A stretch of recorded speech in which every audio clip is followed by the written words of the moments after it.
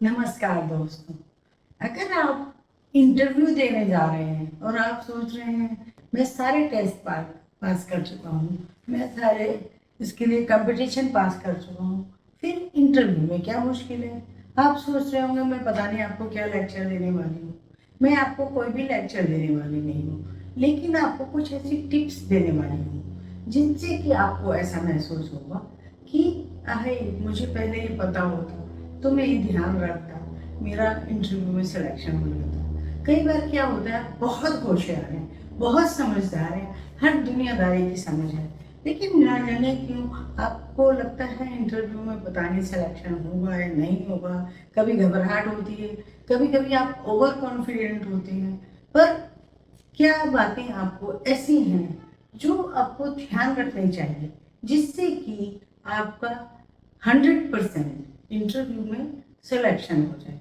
वो कुछ ऐसी छोटी छोटी बातें हैं जो आपका जिनकी तरफ ध्यान नहीं जाता। आपको नॉलेज है, आपको लगता है आपसे तो वो सब कुछ पूछ लेंगे, आपको सब कुछ आता है, आप सही बता देंगे। नहीं, नॉलेज के अलावा भी बहुत कुछ है। जैसे आपको बहुत फंकी तरीके से रहने की आदत है, बाल बिखरे हैं, कपड़े प्रेस किए हुए हैं नहीं है, टेढ़े मेढ़े हैं, कुछ ऊंचे नीचे से कपड़े पहनने की आदत है। हो सकता है कि आपका वही लाइफ स्टाइल हो और दूसरे को आप चाहते हो कि वही आपको एक्सेप्ट कर ले। पर सच्ची जिंदगी में, वास्तविकता में जरूरी नहीं कि जो चीजें इस तरह की ड्रेसेस के मामले में, पहनने ओढ़ने के मामले में या बिहेवियर के मामले में जो आपको पसंद हो, वो दूसरा आपका बॉस या नई जॉब में जो इंटरव्यू लेने वाले लोग हैं उनको पसंद आए। तो आपको अपने हुलिये का ध्यान रखना है। कपड़े सलीके से पहने हो, जरूरी नहीं कि महंगे हो, बहुत कीमती कपड़े हो तभी आपका इंटरव्यू में सिलेक्शन होगा। नहीं, ऐसा हरगिज नहीं है। सलीके से बने हुए बाल, सलीके से पहने हुए जूते, चप्पल, कपड़े, वो भी आपकी पर्सनालिटी में एक पॉइंट बढ़ा देते हैं। हर चीज का पॉइंट बढ़ता जाता है और आपकी पर्सनालिटी एक ऐसी इम्प्रेसिव पर्सनालिटी बन जाती है जिससे कि आप आराम से इंटरव्यू में कॉन्फिडेंट होकर जा सकते हैं और इंटरव्यू में पहली बार में सिलेक्शन पा सकते हैं। अब आते हैं हम दूसरे पॉइंट की तरफ। यही बात है आपकी आपके समय से पहुंचने की। आप सोचते हैं आपका 10 बजे इंटरव्यू है, आप 10 बजे तक तो पहुंच ही जाएंगे, आप घर से 9:30 बजे निकलते हैं। ये आपकी गलती है। कभी कभी बस में लेट हो जाते हैं, आपको व्हीकल नहीं मिलता, टैक्सी नहीं मिलती, या आप मेट्रो से जाते हैं, मेट्रो में किसी वजह से भीड़ बहुत है, लेट हो जाते हैं। तो आपको कोशिश ये करनी है कि जितने बजे आपको इंटरव्यू के लिए बुलाया गया है आप उससे 15 मिनट पहले वहाँ पहुँचे, ताकि आप अपने आप को एक कंफर्टेबल लेवल तक पहुँच सकें, फ्रेश हो सकें। बाथरूम जाना है तो हड़बड़ी में ये नहीं कि जल्दी जल्दी बाल सही कर रहे हैं, जल्दी जल्दी आप अपने आप को सही करने की कोशिश कर रहे हैं और आपके अंदर एक घबराहट पैदा हो जाती है। आप 15 मिनट पहले पहुंचने से you will be very comfortable. तो आप ऐसा क्यों करते हैं कि आप टाइम से पहुंचे, टाइम से पहले पहुंचिए।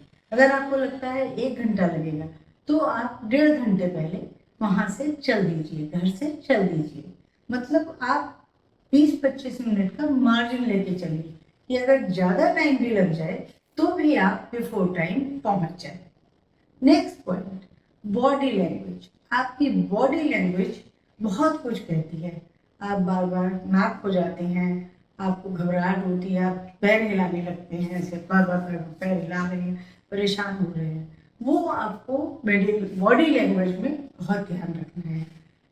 बहुत कंधे उचकाना, आंख बनाना, आंख बंद करना, आंख मारना, ये सभी चीज बैड मैनर्स में आती है और आपके इंटरव्यू में पॉइंट्स कट हो जाते हैं। मान लीजिए आपने रिटन एग्जाम पास किया, 100% मिला है या आपके कुछ हर चीज में बेस्ट मार्क्स आए हैं, तो आपको उम्मीद है कि अब आपका सिलेक्शन हो जाएगा। लेकिन आपकी बॉडी लैंग्वेज इम्प्रेसिव नहीं है, आप ठीक से बात नहीं करते, घबरा जाते हैं, एकदम से मुंह बनाने लग जाते हैं। वो सब चीज़ें आपको इंटरव्यू में पीछे धकेल देती है। आपको आगे बढ़ना है। आगे बढ़ने के लिए अपनी बॉडी लैंग्वेज पर कमांड रखिए।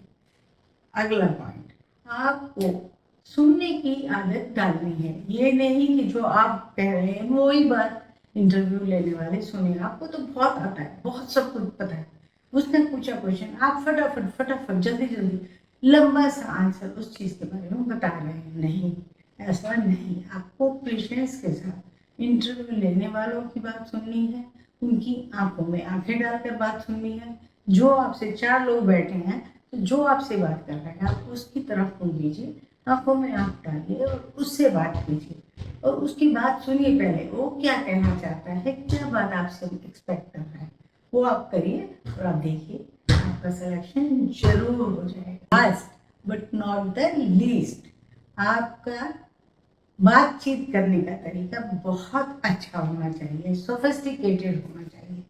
आपने कुछ भी गलत शब्द बोलने का आपको आदत है, आपको गाली गलौज करके बात करने की आदत है, यार करने की कह के बात करने की आदत है, इन सब बातों पर आप कंट्रोल रखें और आपको एक सभ्य तरीके से, बहुत अच्छी तरीके से प्रश्नों का जवाब देना है।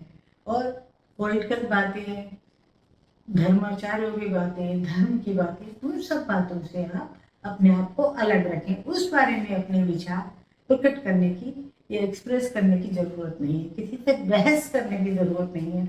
मान लीजिए वो किसी पार्टी को सपोर्ट करते हैं, वो कहते हैं ये पार्टी बहुत अच्छी है, अगर आपको मौका मिले आप क्या करेंगे, आप झट से क्रिटिसाइज करना शुरू कर देते हैं। नहीं, वहाँ आपको बहुत शांत तरीके से अपनी बात रखनी है।